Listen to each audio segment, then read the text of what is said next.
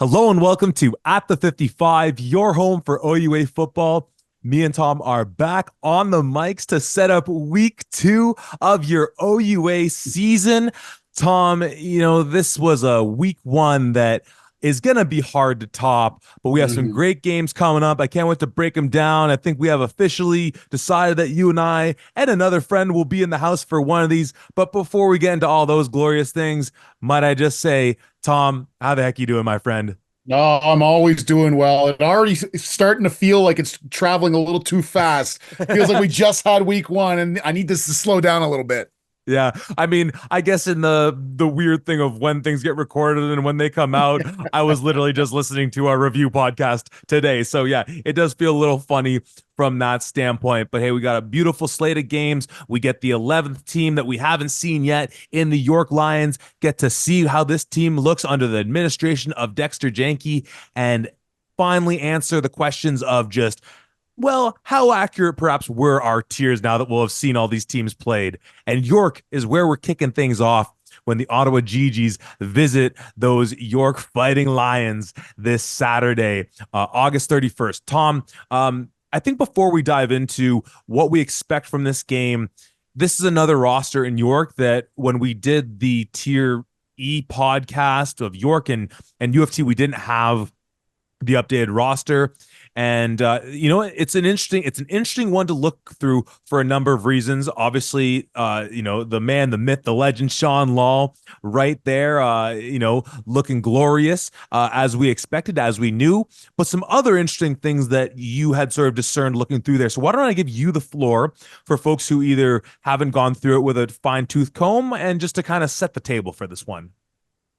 When you talk about York, obviously the big thing to focus on is Coach Janke, the new coaching staff that's in there, and just the new age York Lions. That's even more so cemented with all of the changes that we saw on the rosters here. I just went through quickly before we started recording this. There are 26 players from out west, meaning from Manitoba over, who hail from out west. There's 21 that are CJFL players, and there's 4 players, one of them being our guy Sean Law, who are transfers from U Sports. So to me, that really showcases, all of the West Shore Rebels that are coming over to the York Yeah. Lions that Coach Janke directly came from.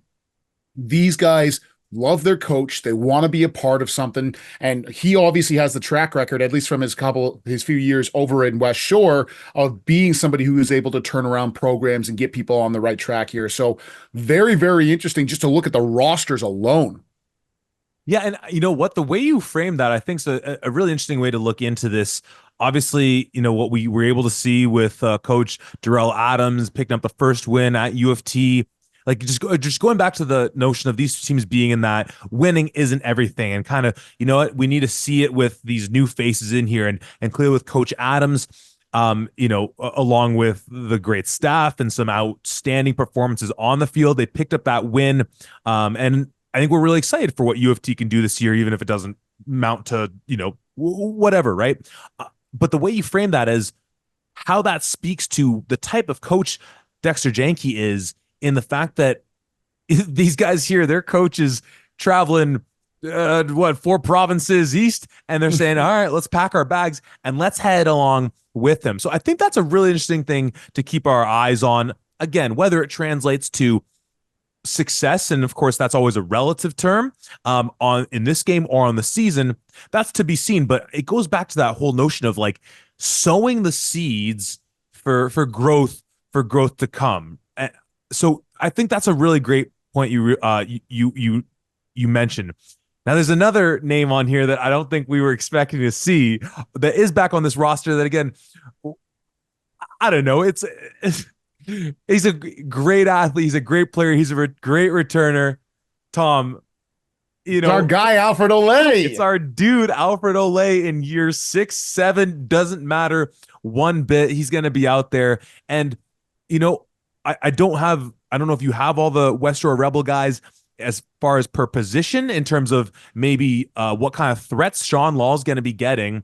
But, you think about just we know the talent that Lal has, and Mhm. just being able to say, okay, a guy in Olay that we've seen the talent, and that we've seen, have success with the ball in his hand and being able to make just, amazing things happen. We talked about that. Retson Daly seemed like he was going to be moving on just based on he was in that zone of might be gone, might not be back, and he isn't on this one. So that's a big blow. Having a guy like Daly, pardon me, like Ole is a huge thing for them. Should we start to now talk about this in the context of what we saw from Ottawa? I mean, we certainly can. The big part here is just we can't talk about this York team like they're going to be the exact same from last year. Now, I don't think that's going to be a miraculous complete 180 by any means here, but there's enough new players who have played in a competitive league. For those of you who don't know, the CJFL in Ontario and out west are vastly different. It's very common for folks to finish their high school careers and then go for a year or two into a CJFL program before they even make it out to a university program. So they've got a couple of extra years of real game time bullets against other university quality athletes. So this is some of these guys are going to have some real noticeable experience when it comes to live bullets, and coming over onto a staff with coordinators like Rick Walters, who, for those of you who don't know, was the offensive coordinator for the Alberta Golden Bears, made it out to the Hardy Cup last year, and it fell just so short to the eventual Hardy Cup champions in UBC. And then the mad scientist himself in Greg Knox, one of, if not the best defensive coordinator that certainly I have ever been around, and potentially in U Sports. So the talent on paper is vastly, vastly more improved than it was last year. I don't think we're going to see anything like we saw last year, but I'm not expecting this to be an 0-8 to an 8-0 season by any means. No, certainly not. And all the while, still having some of those consistencies within the team, from the standpoint of, like, number one, a guy like Brian Jones, who was sort of part of that co-head coach piece they were doing last year, doing special teams for them. Mac Chapman, as far as recruiting coordinator, linebacking coach, he's a former long snapper, so I'm sure he's coaching whomever it is long snapping for them as well. DJ Saki with the offensive line, and kind of landing there as far as the offensive line, and maybe we can use this to transition in talking about with Ottawa. We mentioned York had sent a couple offensive linemen to the East-West Bowl, and we're seeing a couple returning names on that O-line, looking at names like, where do I have it here? Xavier Carrera, being a veteran guy on this team. Evan Ansiu, I apologize if I'm mixing up the pronunciation on the last name, and running behind him, guys like Justin Fawcett and Melkus Alunga in the mix there for them as well. So again, not necessarily world, like the types of names that, you're on like the radar of everyone across the nation, but it's a nice mix of having all those new pieces from programs and from all different, walks of life that bring in a new energy and a new life, while also having a bit of that similarity. And I guess to now open it up with the Ottawa piece, because at the end of the day, we saw Ottawa in a very competitive first half of football against the reigning Yates Cup champions in the Western Mustangs. We saw them, run on them a little bit. But, of course, you have guys like Keanu Yazbek and Keon Edwards. So maybe that's not exactly too much of a telltale sign of what's to come. What in this game coming up to you, because I have a hunch we're going to be on the same side on our predictions, are you looking to see from this program, whether it's on the field things or this is a game that we're going to be live and direct from watching it at the University of York, at York University. What are the things that you want to be seeing from the moment we get there to the on the field stuff to the time the last whistle blows that is going to show you some signs that things are tracking in the right way? There is a ton that is going to be asked of these student athletes for York without any additional pressure from the coaching staff or anything else. With these folks, they're going to be asked to learn a completely new offense, learn a completely new defense, and most importantly, learn how to change their culture. No matter what the feeling was on that sideline last year, losing games by an average of 70 to 80 points, is going to hurt the overall culture, the vibe of the program, even if it's not an animosity on the team, but more so of something of defeat. Walking into a second quarter and you're already down by 4 scores, that can do something to a player's psyche. And so I'm really interested to see what this team is really going to feel like. If Ottawa gets up early, are they going to start going back into those old habits of not necessarily turtling, because I don't want to say that any York player ever just outright gave up, but there is some aspects of almost PTSD in certain cases here. Now, the other thing that's going really well for them is that there's a lot of guys who are brand new to this program, a lot of which, I think there's something like 14 or 15 of those West Shore Rebels who know what a winning culture is like, especially under Coach Janke, who are going to be there and I'm sure going to quickly turn into leaders onto that team. So I'm really interested to see what the vibe is like on the sidelines. Certainly, it's really easy for everybody to be up and happy if you're up a score or two. I want to see when Ottawa comes out and does something well, and they're going to do something well, whether that's scoring points, a big play, whatever the case, how are you going to act on the sideline? What's the vibe going to be? That's what I'm really the most interested in right now. We were talking about it in that first preview podcast where we talked about the two Toronto teams. I'm looking to see the building blocks for what's going to lead to a great program again for York. Yeah, I think that's the right way to look at it.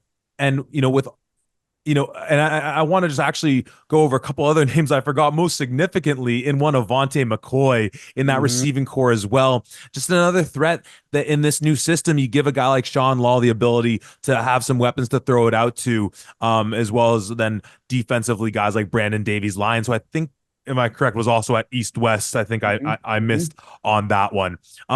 Now, when we look at the York Lions offensively and thinking about, like all those guys that are coming in from the CGFL, West Shore Rebels, as far as the knowns and the unknowns, as you mentioned from the start, that's great football they play out there. But we have a bit more of a, as far as folks that are listening and watching this, a bit more of that familiarity with Sean Law and what he can do. And in terms of going up against this Ottawa team, this is a tremendous secondary that they're going to be facing. We obviously saw what they were able to do at times against a terrific passing attack for Western. And so at the end of the day, too, I'm curious to see just how they want to attack this in terms of a guy who has, we talk about the ball that Elgersma and Evan Hillock can throw. Sean Law, again, for folks who might not remember when he was doing his thing at Guelph, like he throws a deep ball with the best of them. I'm curious to see how that factors in with them.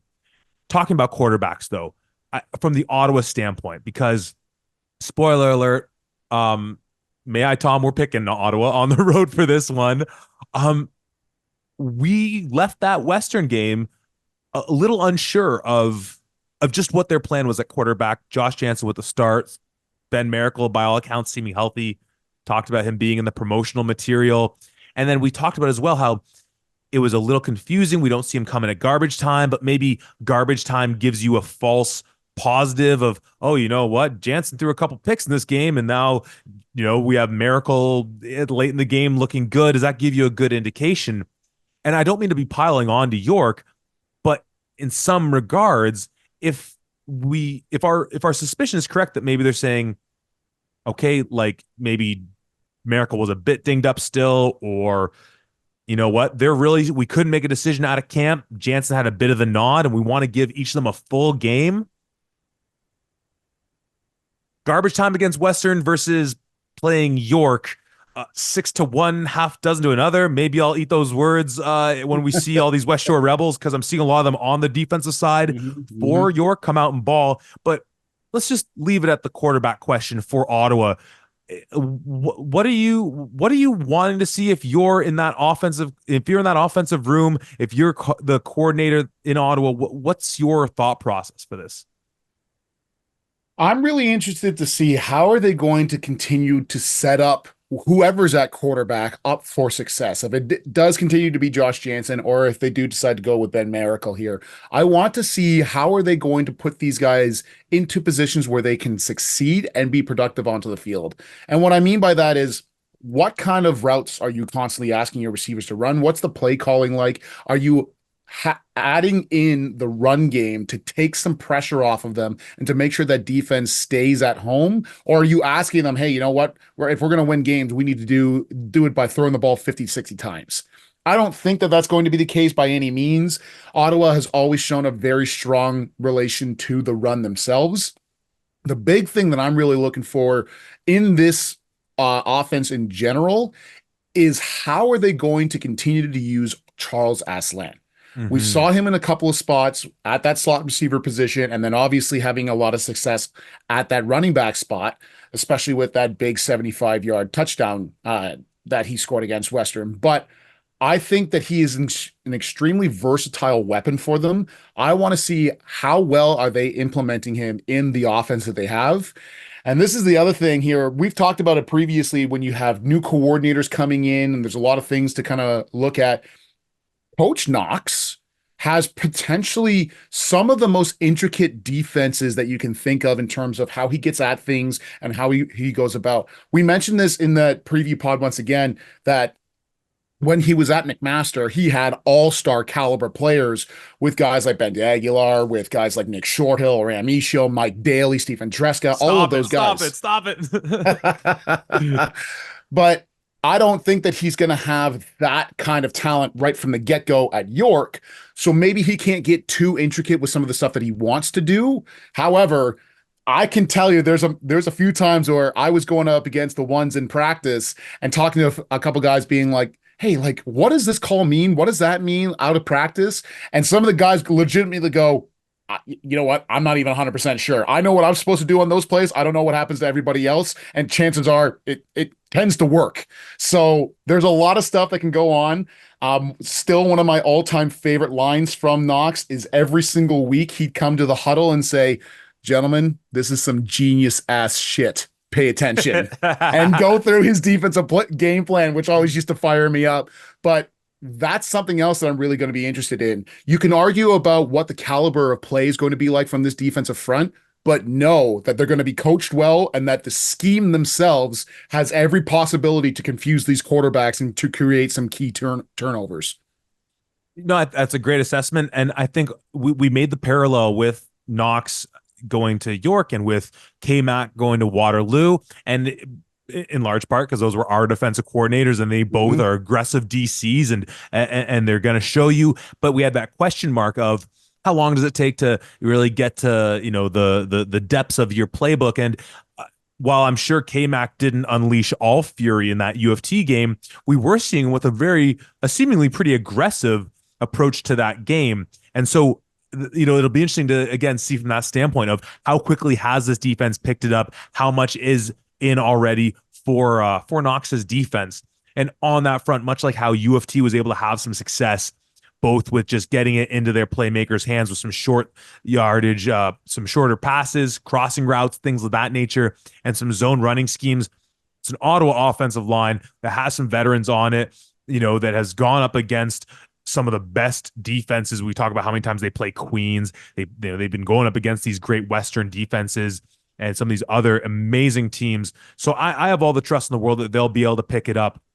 I think the last thing I'm just going to say before we move on, just not to belabor the point too much, is that, you know, we mentioned it already on the preview pod that when you go back to last year for York, it's a team that scored 42 points in the whole season, 32 of those coming in one game against Waterloo to their second game of the season. And again, this is an Ottawa defense we like, especially in that secondary.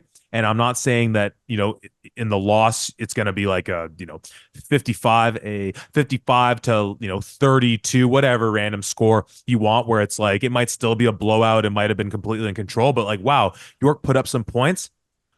But what I will say is, like, I am really excited. We went through some of those names already in terms of with Sean Law at the helm and with Alfred Olay back, Melkus Alunga, and some of these other guys that they have to be able to spread the ball out. A couple returns on that offensive line. I think we will see this York team offensively have a lot more excitement this year. And just, again, I think I without having seen them already, I'm really excited for the direction this team's going in. Tom, any last thoughts on this one? Yeah, I'm excited to see things here as well.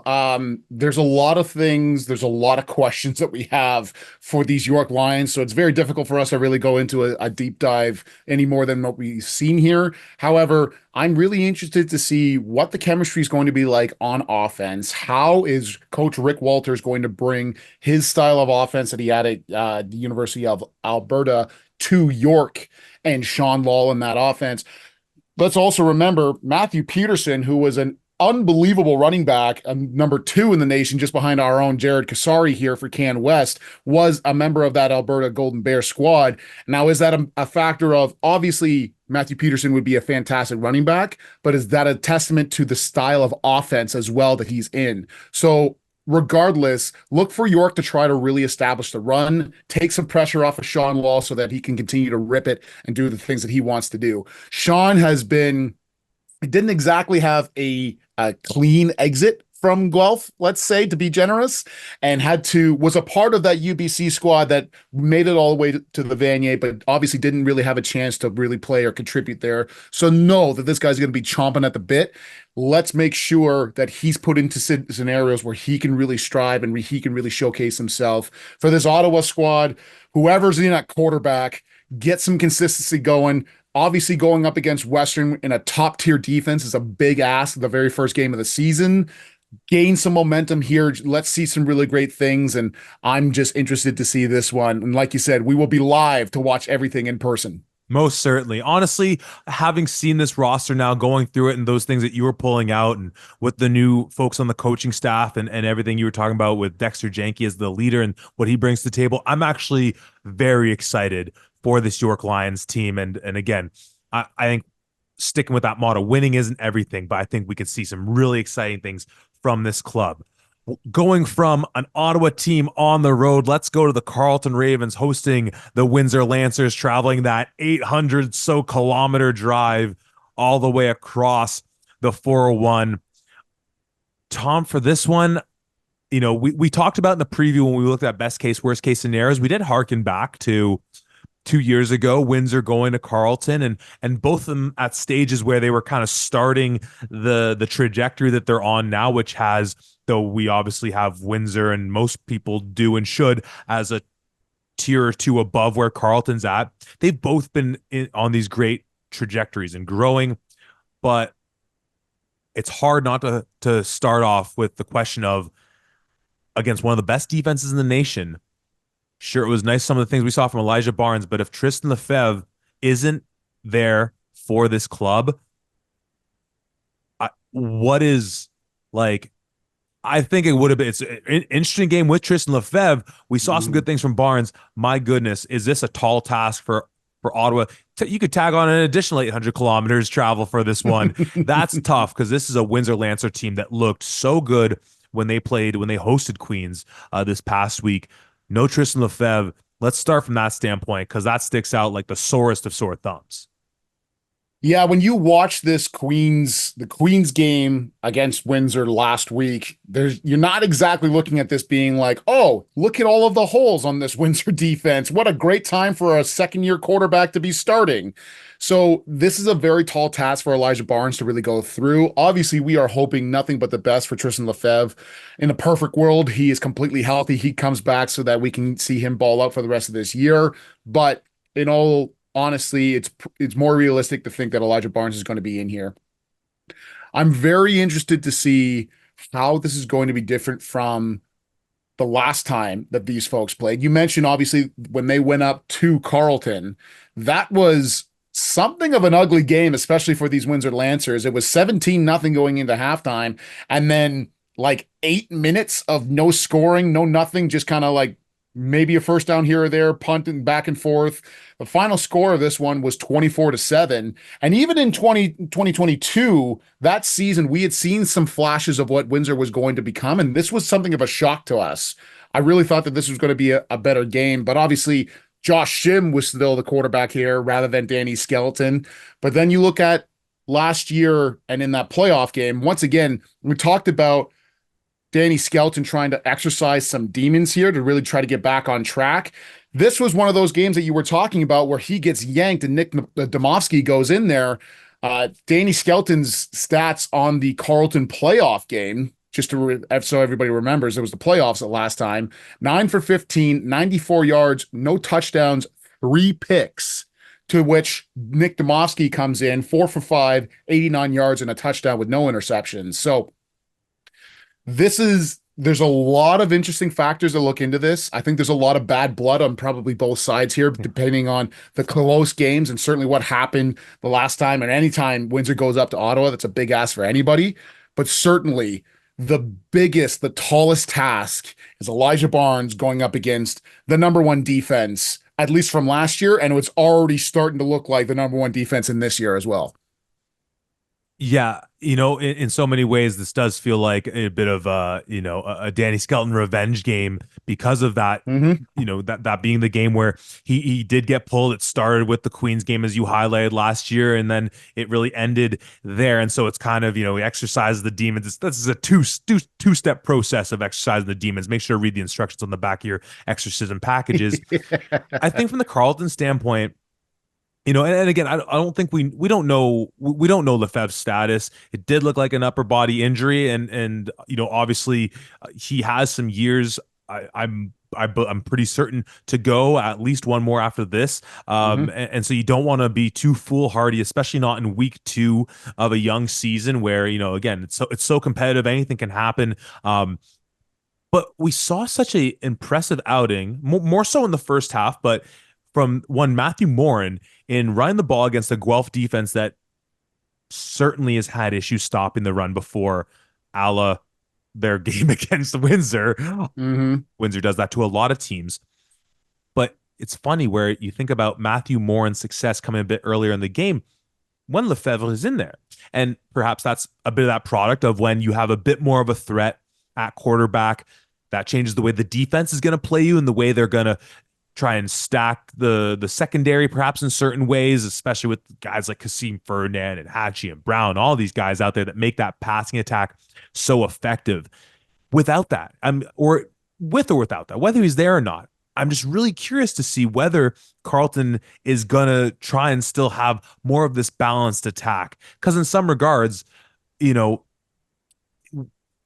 if Lefebvre is back, if they are going to take that step up into a team where, hey, you brought up the game against Windsor in the playoffs where they almost went in their barn and took them out, a task that few teams have the pleasure of getting to say, playoffs or otherwise. And we say, wow, that's a close game. But nonetheless, if you want to really be taking that next step, that run game has to come into shape. And so one way or the other, no matter who's at quarterback, I'm still really curious. That was, I think, the most interesting thing, aside from the devastating part of Lefebvre getting hurt, was how much they were sticking with that run game in perhaps this effort to say we might lose the battle, but in the grand scheme of things, if we can start to get some mojo, we know our O-line, as linemen, we know we'll run the dang ball every single time. That gets them feeling confident, feeling good about what they can do, opening up gaps. And you're going up against a Windsor defense that's, again, can shut down the best of run games. I mean, Kassar got his, but again, Kassar is, put that aside. That's the thing I'm most curious about, is against such a steel curtain, a blue and gold curtain, if you will, in this Windsor defense, whomever is at quarterback, whether they still want to be giving Morin the ball to try and get that run game going. I think no matter what, you need to have a solid run game going into this.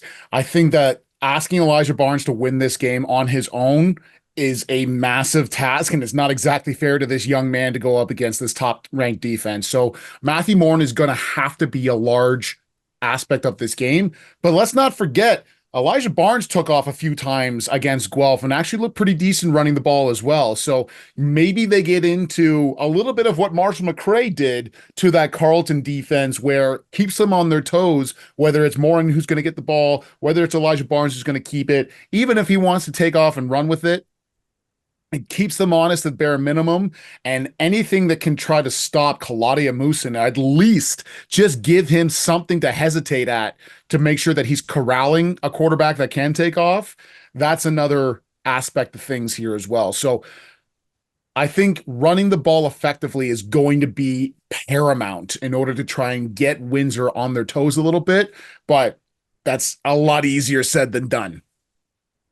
Oh my, I cannot just wait to watch Claudia Musa and Patrick Lavoie duke it Mhm. out all game long. Keep your eyes peeled to that left side of the offensive line. Tom, I don't have too much else on this one, but I'm going to throw out a minor little like prediction, a sort of micro cosm within the game. We saw week 2 last year for Carleton. Well, it was their first game, week 2 of the OUA season. They opened against Western, and that jack of all trades that we know as Kasim Ferdinand taking a jet sweep motion, I believe it was, and throwing a bomb, especially if it's not Lefebvre and they need to get some mojo going. You know what? I'm calling my shot here. We're seeing Kasim throw a ball down to Brown or Hatchie in the end zone. I'm calling Kasim Fernandez getting a touchdown in the air and he's throwing one too. Ooh. Maybe I'll sound like a fool. Hot takes exposed. Tom, anything else you got on this one before we make our calls? No, I love that so much.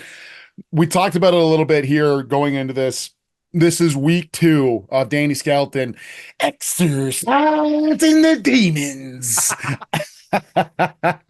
This is going to be another huge moment for this young man going into Ottawa, where, like we've said, it's very difficult for Windsor to really operate at a high level with that huge drive that goes along into this.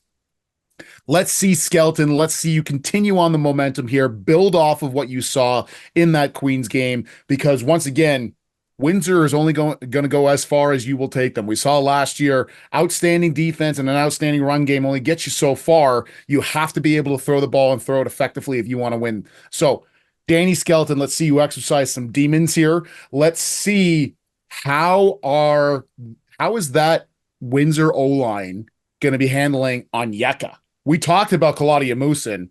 I think Onyeka on the other side is no slouch himself. He can make you hurt at a moment's notice. And Absolutely. I'm really interested to see, like we said, that Carleton offense against the Windsor defense is going to be a very tough matchup for that Carleton offense. But it's not exactly like the Windsor offense last year was throwing the ball over the place or having massive success. So let's see what this game is really going to turn into. Long drive, Windsor having a very slim margin of victory last year and certainly not playing their best or cleanest game with Danny Skelding having to come out and Nick Demovsky going in. I'm interested to see how this one shakes out. It's a big ask for Carleton, but crazier things have happened. Last thing I'll just add on there, Tom, I kind of two things I'll add on. I mean, this secondary for Windsor as much as anything as well with what we saw with Robert Springer do, Estevan Asibo Dotsi. We know what Ethan John brings to the table and Brenton McDougall. You talk about like your welcome to the OUA moment. If it is, this young kid in Barnes out there, obviously he's thrown into the mix against a Guelph game. He's not expecting that. I mean, and we love that Guelph defense. This is a secondary that, again, we talk about Kaladi and everything he brings to the table. That's a tall task. The last thing I just want to highlight, because hey, we get to have our fun moments where we get to call out just like things we just love to see. And I didn't notice this prior to our last few podcasts, but in going through Windsor's roster, and it shouldn't surprise me in the least, but we talk all the time about the Swiss Army knife that is Liam Talbot. And Mm-hmm. I'm familiar with the Talbot family from my time in London. And it came to my attention scrolling through that his younger twin brothers in Zach and Brendan being a receiver, Zach being a DB, though neither of them dressed, have joined their older brother Liam there in Windsor. Hey, you know what? We call him the Don Cercelli because it's a family affair there in Windsor with blue collar and gold swagger. So I just want to shout out the Talbots. Love seeing those young men join their brother there, and I'm sure they'll do great things when their time comes in that program. Tom, who you taking in this game? I think it's tough on both sides. We've obviously saw Carleton a couple of years ago really struggle playing again, or sorry, Windsor a couple of years ago really struggle when they had to travel to Carleton. We saw Carleton last year, despite that massive travel, really give Windsor a close game, ultimately losing that quarterfinal game on a score of 14-11. This is going to be a tall task for both of these teams, regardless of who is in at playing. However, blue collar gold swagger, comes into town, makes the trip up to Ottawa, and comes away from with this at a 2-0 record. I'm taking the Windsor Lancers here. I'm in agreement with you. And I think, honestly, a big thing to take into consideration is that playoff game. Obviously, you're deep into the first semester of the school year. That game going back 2 years ago, last time Windsor went to Carleton was in the midst of the school year. I think, given the travel, it's worth noting that these kids have not yet started, these young men have not yet started school. And so that might give the team a bit more flexibility in terms of getting down there. I mean, it's not uncommon that you miss a day's worth of class for a long travel to begin with. I think that helps out as well. And, for Carleton, though, I think it'll be a good fight. And you were talking about it at the start of how it feels like we're going into week 2 and it just feels like the season's just flying by way too fast. Man, oh man. And this will come up in the next one we talk about as well. The next game we're about to talk about, 0-2. Yeah, it's going to be a competitive OUA. It is a competitive OUA. 0-2 can really set you back, but we're going with Windsor. I'd love to see Carleton pull off what I will call an upset at home against this, this behemoth of a Windsor Lancer team. Let's move from Ottawa to Kingston, where the McMaster Marauders, coming off of an impressive loss. Is that the way you want to say it? One that was boding of positive things, or that was whatever, against a team in Queens that fell to Windsor in that opening game. We have two 0-1 clubs that tout extremely strong defenses and young quarterbacks who, if we're going by what we've seen thus far in their career, I think you give the nudge to your guy in Keegan Hall. But two clubs where going to that point of the season gets old fast. Like, this is the game we talked about it on the review pod of week 1. You circle right away. 6:00 Saturday night. I mean, I don't know what, if you have plans, cancel them. I think this is a must watch affair. And though I think I know where I'm going with this game here, like, depending on what direction you go in the conversation, I could see myself possibly being swayed. This is a huge matchup for both these two teams. It's not uncommon that we talk about playoff games occurring in the first, second week of a regular season. I think this is the one that, especially if you look through the games that are being played this weekend, that is going to be one we go back to at the end of the season of saying that was an important matchup. Yeah, most definitely. And even when you look at the rest of this schedule here, I would argue it's between the Windsor Carleton game, but I think this McMaster Queens game is the marquee matchup of the week. This is the one that you have to see, you have to watch. And realistically, that Laurier game, that was a hell of a way for Matt to start on another massive challenge against the Queens Golden Gales, and traveling to Kingston is never an easy feat either. But this is interesting in me doing some research, obviously, before talking about this.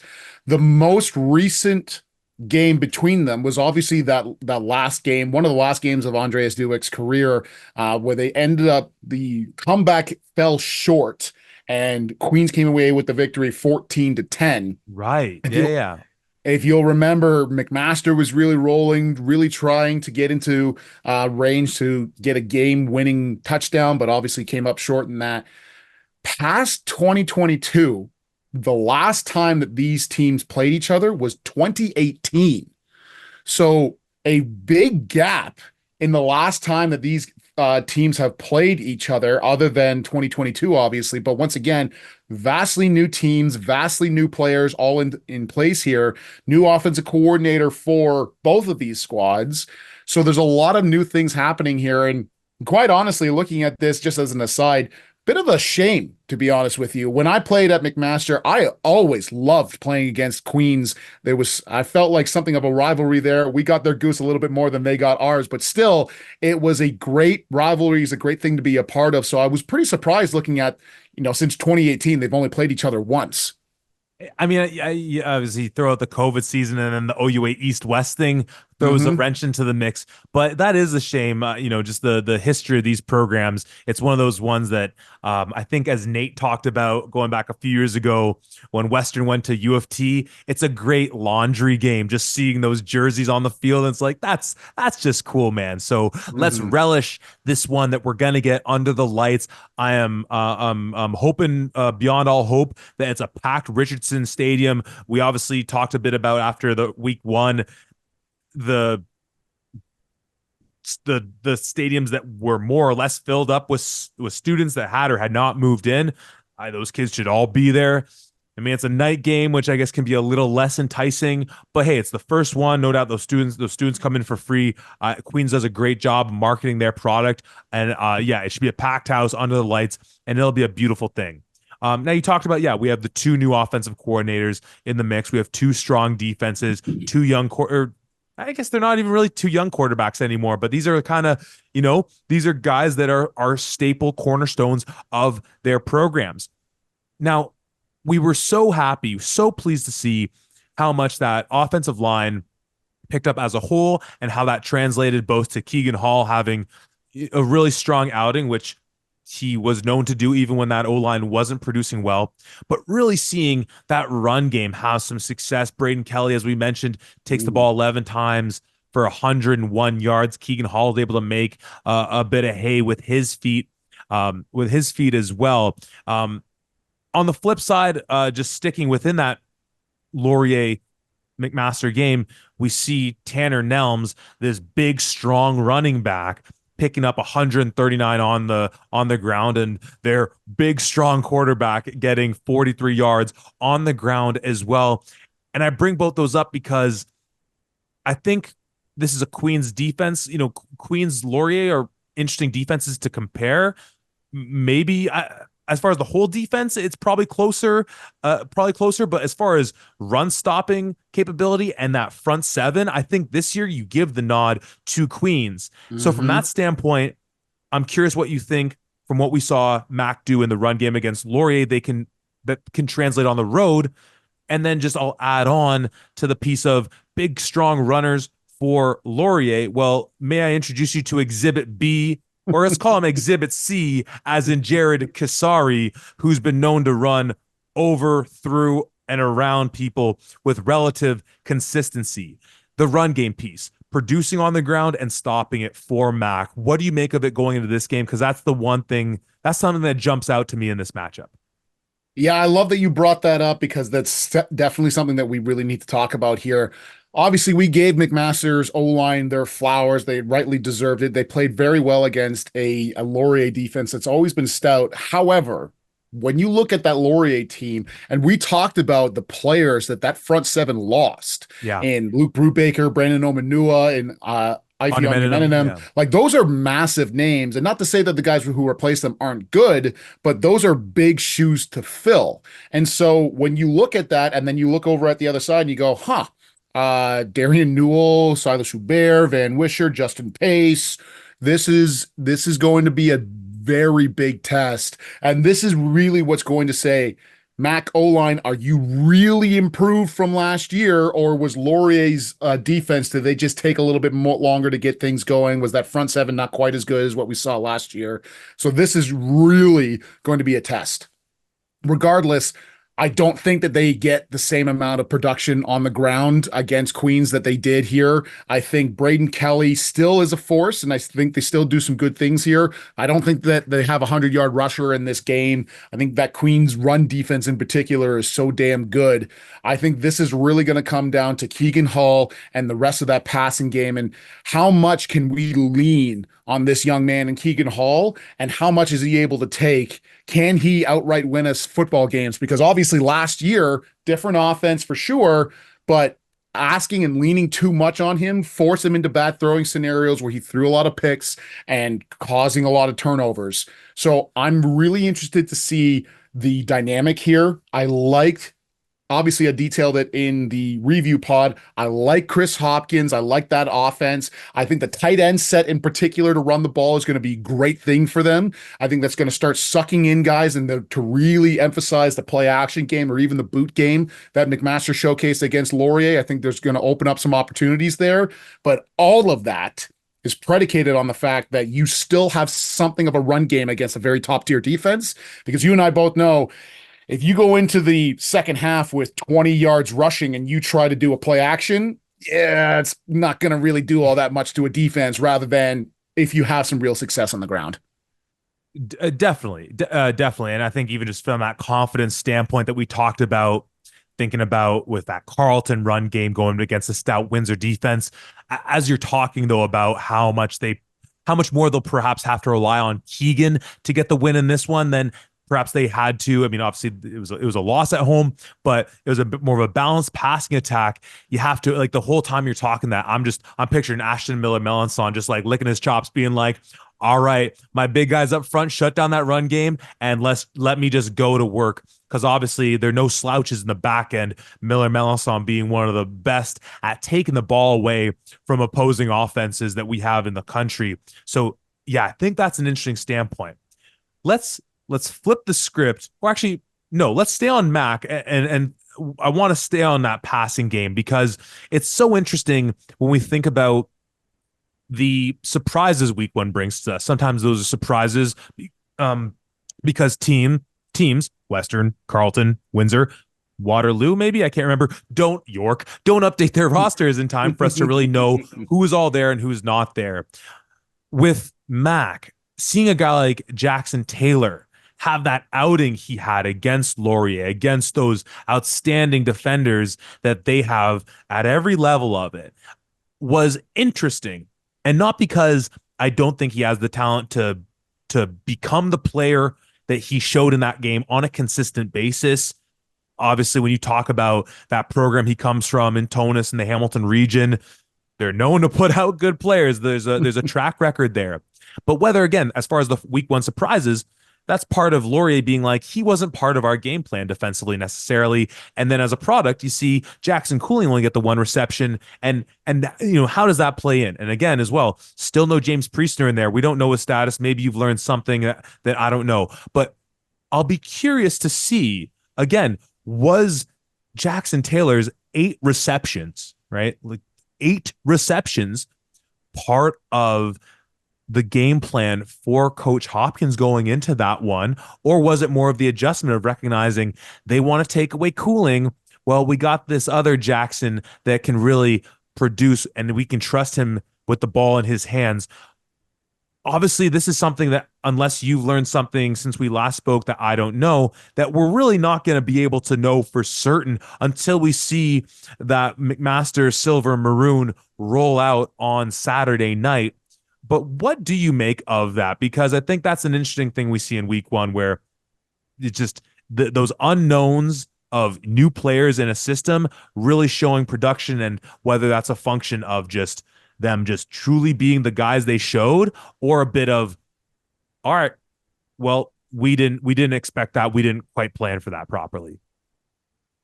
I think you have to recognize going into this that certainly Laurier, to start off with, would be shocked and surprised at a first-year player really doing the things that Jackson Taylor did in this past game.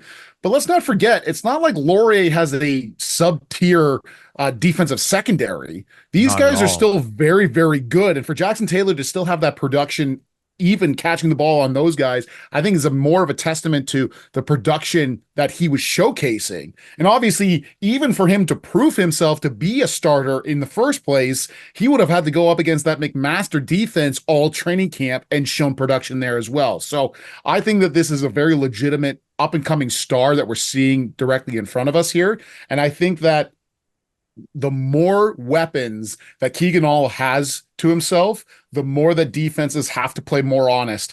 Previously, when we're looking into this and we're saying, hey, there's still no James Priestner, I don't know if he's injured again or what his deal is. Okay, let's hyper focus on Jackson Cooling. He's the guy who can really burn us here. And then suddenly Jackson Taylor on the other side, the Jackson 2, if you will, showcasing their abilities here. Oh, that's gold. But so now, depending on how you're able to utilize these guys, especially if you're wanting to go into that tight end set or the max protection that we saw a little bit out of the Laurier game here, now suddenly, hey, even if you're sending some extra pressure, even if you're not, that's a long, if you give Keegan Hall 4, 5, 6 seconds in the pocket, he's gonna find somebody. He's too good of a quarterback not to. Now, do I think he's gonna get 6 seconds consistently against Queens? Hell no. But having these other weapons here for him to really be able to use is only going to help him against a very good Queens defensive secondary. He's going to need every weapon that he has. Definitely. I took a beat there to scroll through Mac's roster to be like, can we find three other Jacksons? And that was to no avail, but I love the Jackson too. I, I love the point you raise of Jackson Taylor, JT, if you will, having to prove himself against a really good Mac defense. Let's talk about that Mac defense now in a little more specificity, because again, we like what they were doing under Coach Brady for the last couple years. You know, they have our guy and Josh Cumber in the secondary, just holding it down out there. This I don't know, young guy, new guy. I don't have it in front of me in terms of eligibility. In Johan Shimbalanga, getting the interception against Taylor Elgersma in that first game. Then, of course, with our dudes in Carter Blatt and Drake Bodie. So it's a defense. It's a defense to be reckoned with, and a team in Queens where I'll jump ahead to my pick because I think we're slowly coming to a close on this conversation. I am going to take Queens at home in this one, and I think they could do that largely with just saying, all right, you know what? Hey, we gave Kasari 21 carries against Windsor. Let's bump that up to 31 carries and let's get that 166 to a 250, get him a couple touchdowns, what have you. But at the same time, as much as we're talking with these other teams with getting their offensive lines some confidence, this is a team where you gotta show to Alex Vreeken that, okay, look, that was a top tier defense in the whole country you faced in Windsor, and they got your goose. He's 50% completion percentage, 1 touchdown, 4 interceptions on the game. And so my curiosity, because I think that though I am picking Queens, and I think that again they can really just run the ball, and Kasari is just so much that dude that can get them the success to win it. But balancing at the same time, wanting to say no, get Vreeken, make sure he's getting his mojo going. But if you try to stick with that too much, like this is a MAC team that if they're to invoke the classic movie Rounders, if they're hanging around McMaster with alligator blood, that's where I'd get worried in this one. And Queens has York the following week, and an opportunity where you maybe have more of a chance to save Vreeken, let it rip. The ball is yours. Go to town, even though as we're kind of suspecting that might be a much improved York secondary defense in general and the team, as we talked about. What do you make of it from that standpoint, where they need to make sure that Vreeken is getting that mojo going, but this is a defense in MAC that I think can cause him some trouble, and all the while you might just be able to take care of this team at home with your stellar defense and just feeding Jared Kasari the ball? I think to get Vreeken going is to get Kasari going and to really establish, hey, you have to respect the run game here. You have to make sure that if your regular front seven is not getting the job done, you got to plus somebody in. You got to send some blitzes. You got to do a 50-man front. You got to do whatever you have to, because if you don't stop Jared Kasari, it's going to be a long damn game. I don't care who you are. I think getting him going and really establishing the run opens up a lot of things in the pass. And I think Vreeken is able to really build off of that and to establish himself again as that top tier quarterback in the OUA. That was a very good team that he went up against. However, we talked about this previously. McMaster's defense is not going to wow you with the individual play from certain players, but rather the system that Scott Brady has that allows people to really be successful in those areas. We talked about how important a Josh Cumber is, or a Drake Bodie, and then you see a Demetrius Masuka, you see a Johan Shambhala really able to capitalize on things here. Obviously, Johan with that outstanding interception against Taylor Elgersma here. I'm going with McMaster in this one. I'm taking the boys. I think they take care of business. They finally get back on that winning track that McMaster has so long been trying to get to. I think that this is going to have a lot of, we talked about exercising demons a lot with Danny Skelton. I think this MAC O-line and this defensive front seven has to exercise some demons. You cannot be an elite team in the OUA if you do not have outstanding line play offensively and defensively. I think they do just enough to squeak by in this one, steal a game in Kingston, and come back 1-1. Oh man, I'm so happy for you, Tom. Talk your stuff with your McMaster Marauders, man. Puff your chest out for the people tuning in on YouTube. I love that, man. And again, like I said, I think this is a tight ball game. I think this is a MAC defense that keeps them in tough. And if they can do those things that we were seeing at times that Coach Hopkins was dialing up to be able to give their offense, whether it was Kelly on the ground or whether it was in the passing attack. And of course, if Priestner's there, what a boon that is. Yeah, again, don't let, I feel like this is a MAC team where it kind of goes to that 50-50 club piece from what we saw last year. Don't let this team stay in games against you. Don't let them stay in a game. And again, that's kind of where I went to that piece on. If you can just feed Kasari the ball and just say this is just working, then hey, you know what? Vreekan, get yours the next week. We just need they're kind of, I feel like Max the boogeyman, just they're the Michael Myers. They're Mhm. just chop the head off when you can. Don't play with your food in this one. I love that take from you. I love that pick from you. And I love that we're finally on the opposite side of one of these picks.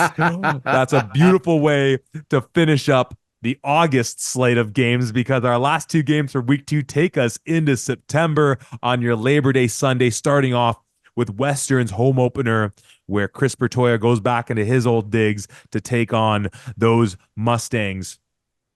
We saw a Western team on the road in Ottawa, a place where, going back over the years, early season games where whether it was Carleton or Ottawa, you can see Western kind of shaking the rust off, knocking the rust off, whatever, however you want to describe it. Coming off a game in Ottawa week 1 where like we talked about that game and kind of just finished with being like, man, if you want to nitpick them, nitpick them. They looked so good on all facets of the game. The returning home against a Waterloo team that, hey, showed some really promising things. It's kind of a Kevin McNeil homecoming as well. It's a literal homecoming because he was coaching the last few years. He's from the London area, and a really impressive outing from Nick Orr, as we saw in the passing game, and a bit less in the run game than we were expecting to. Western's gonna Western. And in fact, I feel like I'm going to kind of hearken towards what we talked about with the Ottawa York game, where what does success to you look like for York in that one? So I want to stick with Waterloo for the start of this to ask to you, Tom, what do you expect Waterloo to look like in this game, whether it's still saying, or the ball's in your hands and get it out to your guys and Basiliga and Tyranny and then get Miller and Springer into the game as well, whether they go back to that run game a little bit more or just any other wrinkles that you see for this club coming off of a tight, tough, emotional loss at home against U of T, going into the den of the champs. And just again, with that thought of what do we take from this game? How do we plan for this one so that win or lose, we are coming out having gained more than we have lost? I think no matter what, if you are Waterloo, you want to establish that run game. Anthony Miller and Quentin Springer are too damn good for you to just say, no, you know what? We're not going to pay attention to you anymore. Take a seat on the bench. Those dudes are going to be a part of this offense. And what I'm actually really interested in looking at is we saw Western start off that Ottawa game in a 30 front. Yeah. Do they continue to go into that 30 front for whatever reason and send guys like Jude Buchanan and Riley McLeod in constant blitzes where Waterloo might be able to catch them a couple of times, where maybe they squeak out with a few decent sized runs that kind of puts Western not necessarily on their heels, but certainly, hey, you stole one from us here, you did something here, and once again that gives Nick Orr a little bit more of an opportunity here. Or even if the standard way of running the ball doesn't work, does Nick Orr just take off and run? Does he just find some avenue for himself like he did many times in the Toronto game and create some opportunities for this Waterloo offense against a very, very good Western defense? I want to see how are you going to continue to build off of that very close Toronto loss. I want to see Nick Orr get a little bit more in tune with his receivers. Obviously, like we detailed, there was a couple of key drops. There was a few missed throws in that game that ultimately, if those connect, coulda, woulda, shoulda, but might have turned the tide in their favor against a very good Toronto team. I'm interested to see what can Waterloo build off of here. What's their identity going to be? I didn't see as much of the pulling guard, the power play from Waterloo. I did see a little bit more quick action zone read game, a little bit more. So interested to see, especially with quick hitting run plays against a 30 front defense. Typically, those do a lot better rather than a drawn out process. But interested to see how they are going to handle things. Also, a very big if is that O line, like we mentioned, 4 out of 5 guys for Waterloo come back.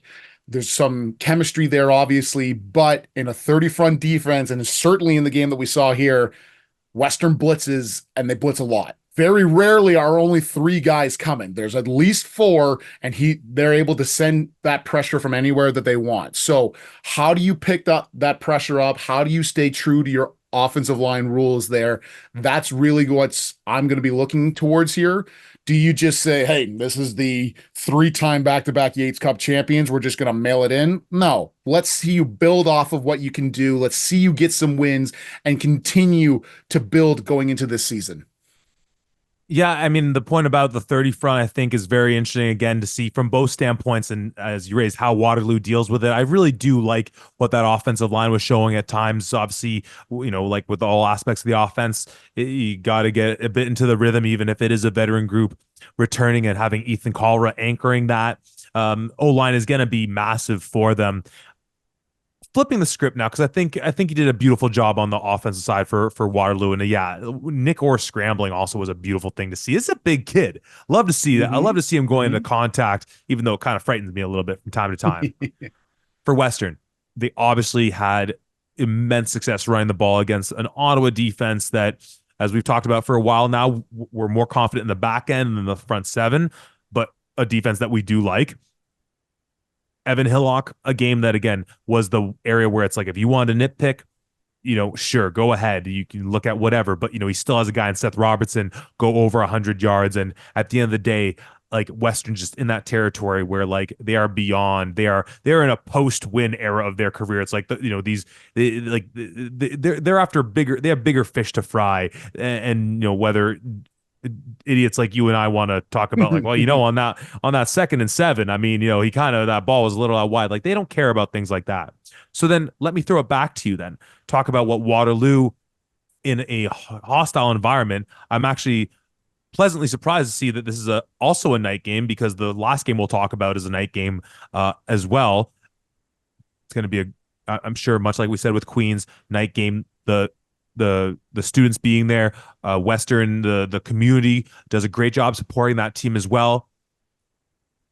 A tough environment for Waterloo and what they're going to do. For Western, from what we saw against Ottawa, and from the things that it sounds silly even asking it, but the things that you want to see from Western as far as where they're at, like, I don't know, man. Like Western's just going to go out and play football. Like I don't like. I'll just let you answer the question because I've already asked it. But like I'm realizing how silly it even sounds for me to say. But go ahead, Tom. What do you want to see from Western's offense? What a stupid Obviously, question. we're going to see. We're going to see Western run the ball. We're going to see them do it effectively. I want to see Evan reestablish himself as one of the top 2 quarterbacks in the league. I think certainly last game, you and I were looking at each other. A couple of throws, especially in the first quarter, kind of looked like knuckleballs coming out of the hand of Mr. Hillock. He obviously finishes the game not in typical fashion, 10 for 23, 123 yards, no touchdowns, no picks. I want to see him, hey, I'm still one of the top cats in the OUA here when it comes to slinging the rock. Let's see what he can do to get back into form here. Let's get Seth Robertson, Daniel Kabongo, let's get Mohsen Jamal back into the swing of things here and really operating at a high level. That's what I want to see from this Western team, no matter what. We know that they're going to run the ball and they're going to do it effectively here. Let's see you pick things up and get back to where you were at the end of last season in being one of the top tier offenses in the league. Yeah, you mentioned Daniel Kabongo's name. I think as we talked about coming off the Ottawa game, it's a spoil of riches that they've had in pretty much every position. But worth noting, of course, like Savon Magne Jones leaving the program is massive, and it again, you can call it a spoil of riches, whatever you want to say. But Evan having 3 absolute just stars out there in the wide out in the slot for him. if Kabongo really establishes himself as not just a great returner who then, like, if you draw some stuff up for him, can make some big plays in the receiving core, this could be an interesting time for him to really make his mark in saying that I'm more than just a returner who, is like the third guy here in the mix for this club. He's a young guy. Robertson and Mohsen Jamal aren't, going to be there forever themselves. Can he establish himself as a guy where, at that perpetual motion machine, which is Western's, perennial success, are we saying, well, golly, here's that next guy that they have coming up for them? Hey, a great battle of two amazing kickers in this one. Our guys, Cole Crossett and Brian Garrity. Love to see it when those two guys take the field. But I don't know, Tom. I'm taking Western at home, opening up their season against Waterloo. Complete shocker pick there. My goodness. Yeah, it's Western at home here, certainly. I don't mean to poke fun at Waterloo by any means here, but I think Western clearly is the top dog here. I think they flex their muscles and they're able to get this job done. I am interested to see what the return of K-Mac to Western kind of spells for them. Is he going to send all kinds of blitzes just to say, hey, I still got something for you, Coach Marshall. I'm going to give your offense all that they can friggin' handle, even if they're going to try and put up as many points as possible. I'm picturing a speech that's a combination of the Remember the Titans, you blitz all night with Leonidas from, no, not Leonidas, Gladiator of On My Command, Unleash Hell. I'm picturing a mix of that. Hey, you know what? Maybe throw in a little Leonidas in 300. This is Sparta. Whatever you gotta do, get the boys fired up. And yeah, I feel like Bertoia might just be like, honestly, dial up whatever you want.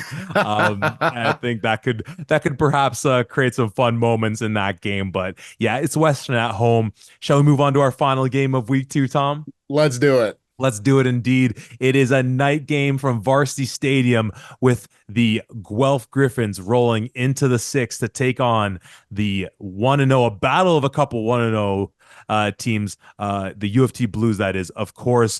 Tom, a game I can't be at, which I'm heartbroken because night games at Varsity Stadium are genuinely one of the most enjoyable experiences. That much more so when you have great football on the field. And I think by all accounts, that's exactly what we're getting with these two clubs. Guelph coming off of that win at home against Carleton, in many ways doing what we thought they were going to do this year. And I think the part that was so special was when it was a lot of things we talked about and kind of off the jump, week 1, you just do it. That's really cool. And for U of T, it was kind of the opposite in not knowing exactly what you could be, but having a sense with Coach DA coming in there and Coach Kanichis and some of these other players and this beautiful surprise in Caleb O'Donohue, which we got a really interesting insight about his football background, but a team where, again, a lot of question marks and just a beautiful surprise in how effective that they were against the Waterloo Warriors on the road, a team which, despite some of the commentary, I guess, against the Western team, was a really strong opponent for U of T in that first one. Two teams that I don't think they're tier, I don't think U of T's jumped up to Guelph's tier. I don't think Guelph's certainly not ducked down at all. But as far as the ballpark in which they are in, they showed as good of games from what you could have wanted for those respective clubs. As you could have wished for. They're facing off against each other under the lights, Varsity Stadium. What are your thoughts on this one?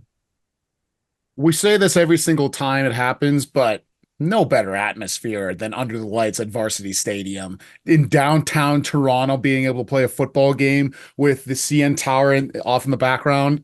There's just no better atmosphere there. I'm really interested in looking at this game. It's actually to Guelph's benefit here that defense went up against Tristan Lefebvre and Elijah Barnes, because this kid and Caleb O'Donohue looks to be the real deal. Say what you will about Waterloo and the defense, whatever else. I still believe in K-Mac. I think that they had a solid game plan going into that. I'm really interested to see, is Caleb going to be able to replicate the same kind of production that we saw against Waterloo, against this Griffin team? I think it's going to be a much heavier task, a much larger task in order to try and reestablish things here. But I don't think that this OUA player of the week caliber game just goes away because they're playing a slightly better defense. Not slightly, a better defense. I'm really interested to see this U of T offense. How are they going to continue to build? How is Coach Canisius going to take a peek at that Griffin defense and say, hey, you know what, Coach Barry, I think I see some avenues I can really be successful here. We saw Garrett Ellis really do some great things on the ground. If Guelph continues to go into their own version of a 30 front defense, do they try to take some wins on the ground as well? This is one of those games where I'm really interested. And I know that you can't make it. I still might. I still might go, even if I have to go by myself. Oh, please do. Please do, Tom. No, I love you brought up Coach Canisius in the mix of it, because obviously from our vantage point, we gave a lot of credit to the way he was responding to the defense and the way that Coach McNeil was attacking his offense and being effective. And we were able to see a Carleton team, especially in the early going, being able to be effective in on the run and in the air, and a U of T team where, again, this beautiful start from Caleb O'Donohue. You mentioned Ellis, Nairos, Chris Joseph when he was in space, looking spectacular. Jake Oseen still having that X factor though, and not seeing Lucas Stoikos, where again, that's just another element to be able to play with, that if Canisius sees a possible hole in this defense, that he has another tool to be able to utilize to his at his expense. Now, when we go back a year ago, of course, these two teams kicked off the season in Guelph, and this is of course where we saw Isaiah Smith go down, and really got to see Donovan Malloy's ascension and how effective he was able to be on the ground. Tristan Aboud, you talk about rookie outings. He goes 19 for 26, 200 yards, 1 touchdown, 1 interception against U of T in his first start in the OUA. So a neat little parallel in that regard. For this offense, for Guelph, again, it's so impressive how they were able to just come out. They're still running this 2 QB system, seemingly with neither stepping on the other one's toes. We talked about how impressive it was, where we didn't really see much of an outing for Vishawn Janusis in that game, and all these other guys stepping up, which to us spoke volumes both of the depth at receiver and the quality of character Janusis has. So I think, much like highlighting Lucas Stoikos literally not getting a carry for U of T, you could kind of say Janusis, we talked about him having that really unfortunate fumble leading to a Carleton score, kind of being this guy in the mix. This U of T defense, we liked what Waterloo did. This is a different animal Guelph's bringing to the table with this offense. How do you even begin to target a certain component of this team? Coach Mullen is one of the best in the business. We've seen in years past that secondary be so effective, but a team that can not only hurt you on the ground in a very direct run game, can hurt you in the air, and then hurt you on the ground when you have McCray in there. And Aboud will pick you up yards on the ground too, where again, so hard to predict. Where do you even begin to game plan for that? As much as we talk about Canisius having an effective plan against McNeil's defense, like, I don't even know. I'm not a defensive guy to begin with. How you'd look at this Guelph team and say, here's where the weakness is, because in the early goings of the season, I don't see one, and they're only going to get better with Janusis being more prominent in the mix, and then when Isaiah Smith comes back. Yeah, this Guelph offense is something that I think is going to give a lot of people a lot of headaches here, because I think this is something that we saw even in that Carleton game, and obviously what we saw last year as well, is that even if you're able to really get some wins here defensively against this team, hey, Tristan Aboud didn't have the greatest start to that Carleton game. Let's switch things up. Marshall McCray is now in there, and it's certainly a different facet of that same offense for them to try to exploit and really get after things here. And then once again, Marshall McCray is really able to kickstart that offense going into the game. Then you bring in Tristan Aboud, then you start finding those guys down the field, and that's really when that passing game can open up. And listen, Marshall McCray will slouch at throwing the rock either. So there's a lot of things that can build into this Griffin offense, but I think the thing that makes them the most dangerous is how versatile they truly can be. That offensive line has now had another year of understanding this is what the offense is like when Tristan Aboud is in. This is what the offense is like when Marshall McRae is in. Understanding tendencies, understanding what they like to do, how they like to try to get after people is going to be a massive part of this, because even if you have success in one facet, there's a whole other facet to come along with. Not to mention Donovan Malloy, how good he is. You talked about Lucas Stoikos. We still haven't seen Isaiah Smith. Yeah. We may not see him in this game. I'm told that they are making sure that that knee is 100% healthy before they put him back out there. But best believe that that young man's probably chomping at the bit, knowing that, hey, U of T ended my season last year with a hit out of bounds.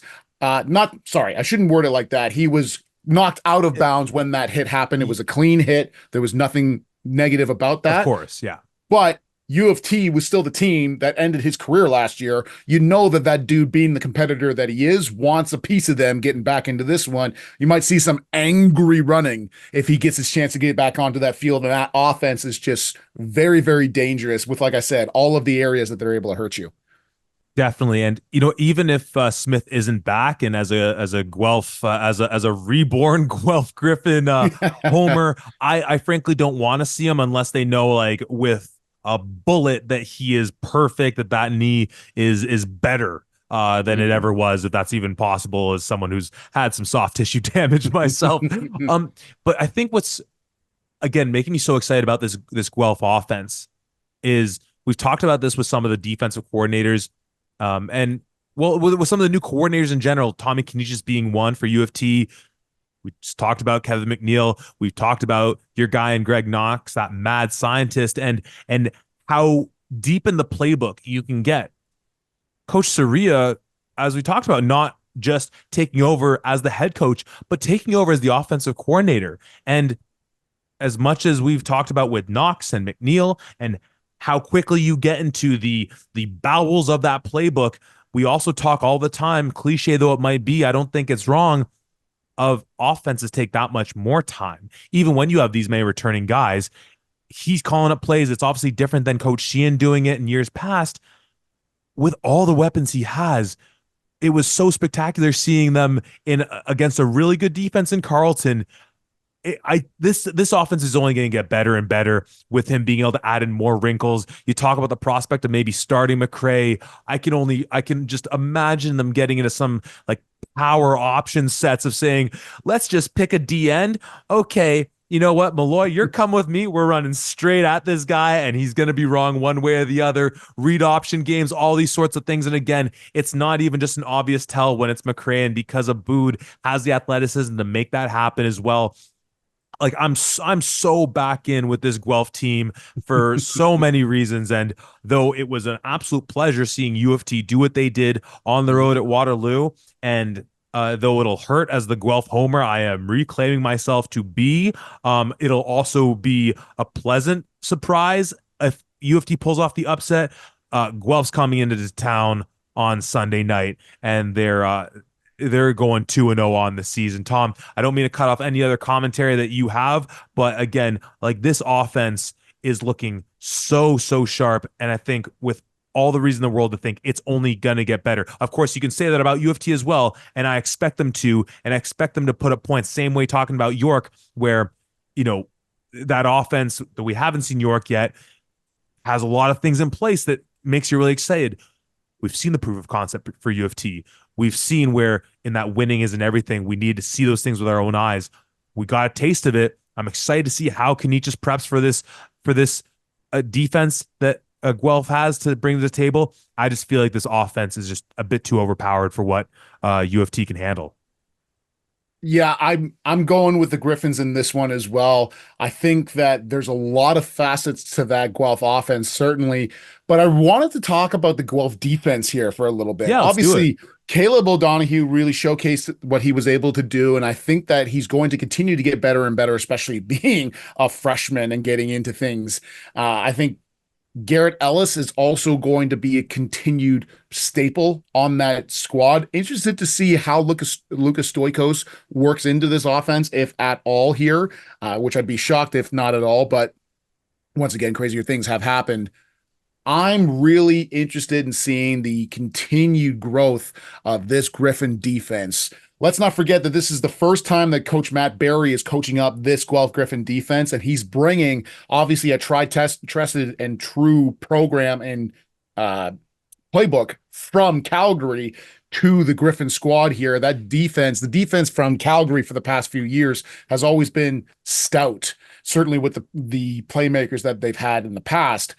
I'm interested to see the growth of this Griffin defense for them to get a little bit more settled into the program, like get some more live bullets. Let's see Anthony Mortuzo really start to become our stalwart staple on this defense like we saw last year. Let's not forget, in this game last year, the home opener between Guelph and Toronto, I was pegging Mortuzo to be the defensive player of the year. His stat line in that game last year, 7 total tackles, 2 sacks, 2 tackles for loss, and an interception with a return of 47 yards. The kid was just playing on top of his head here. He was doing outstanding. I'm looking to see Mortuzo get a little bit more involved in this defense. Brandon Farrago, I'm looking to see that Guelph Griffin defense established themselves as one of the top tier in the OUA. I think that offense is going to really start exploding out with the capabilities that they have, not just in the 4 different ways that they could potentially run the ball between their 2 quarterbacks and 2 running backs, but also to see Kane Stevenson, Vashon Janusis, to see these guys really get going in the passing game as well. I think this Griffin squad is just too much for Toronto to handle. Yeah. I mean, you talk about, Mortuzo, what he can do really in all components of defense and that interception, the return yards. Speaking of return yards, hopefully we get to see Anakin, don't call me Skywalker Guthrie, actually get to show off his returning prowess, taking one to the house that doesn't get called back. And you know what? As a fun little tidbit, we alluded to this earlier. If the dynamic duo of McCray and Aboud and that passing attack of Guelph proves to be a bit too much for Mullins' defense from the jump, we learned an interesting tidbit about young Caleb O'Donoghue from the director of culture and sport of Football Ontario, JT Suey, that he was actually a Team Ontario U18 defensive back 2 years ago, I believe he said. So, I mean, worst case scenario, hey, put Barnett back in a QB and bolster that back end. We already know they've moved a QB to defense in last year with Kinsale Phillip. All joking aside, really excited to see the growth, the steps both these two teams take in this one, and just yeah, I'm not going to be there with you, Tom. I will be in spirit, and I'm certain at my cousin's wedding, I'll be seeing you blowing up my phone with all the amazing things that U of T and Guelph are bringing to the table. Tom, wow. That's our preview of week 2. What else? What did we miss? Any stones unturned? Laurier is obviously on the bye, in case you thought we just somehow forgot to talk about them, other than in reference to other games from with their opponent from last week in MAC. Anything we need to leave the kind folks tuning in before they go and watch another brilliant weekend of OUA football? Yeah, we've talked about this in the past, and I think we've been incorrect in some of the ways that we've talked about this, but just as a general thank you for the staggered games for the second week in a row, at least on the Saturday. Having a game at 1 o'clock, 4 o'clock, and 6 o'clock means that I can get my OUA fix all damn day long, and I'm so happy about that. So thank you, whether that's the universities themselves or it's the OUA or a combination between the two. Thank you for the staggered games on that front. I think that this is going to be another outstanding week of OUA football. I think there's potential here for some of these games to not quite be as close as we saw in week 1. Maybe some other teams really establishing themselves, but there's still a lot of question marks and a lot of really interesting storylines going into this, that while we've seen week 1 from a lot of these teams, we still haven't seen York and the brand new team that they're showing off with, where there's still a lot of question marks. Are the outstanding plays that we saw from a guy like Caleb Donahue, Jackson Taylor, even Tayshawn Jackson from Laurier, are those one and dones? Are they going to continue on into the season here? Obviously, Laurier being in the following week and not in this one here. Just really, really interested to see more from our outstanding OUA teams. Definitely. And as we highlighted in talking about that Queens and MAC game, which is must-see TV on August 31st on your Saturday night coming up. On the one hand, because this OUA season is so competitive, maybe there'll be one of those years where we don't see anyone go undefeated and the last playoff team ends up with a surprisingly low record, but that's just because these teams are beating each other up. On the other hand, you can make the same case that because this league is so competitive, yeah, we're in week 2, but going down 0-2 in your season, or even falling to 1-1 if you're a team that's vying for a bye in the first round of the playoffs or just home playoffs, a home playoff game, every moment matters. It's an 8-game season. It goes by like that. Tom, I can't wait to be watching this new look York Lions team with you on Saturday against our GGs, tuning into all this great action. I hope wherever you're listening and tuning in from, you're catching games either locally in your area if available or tuning in through OUA TV. Make sure to follow, subscribe to all the content we're bringing you. We got some more stuff coming on the Instagram front in the near future you're not going to want to miss. And we'll be talking to you about all these games from week 2 right here at the 55.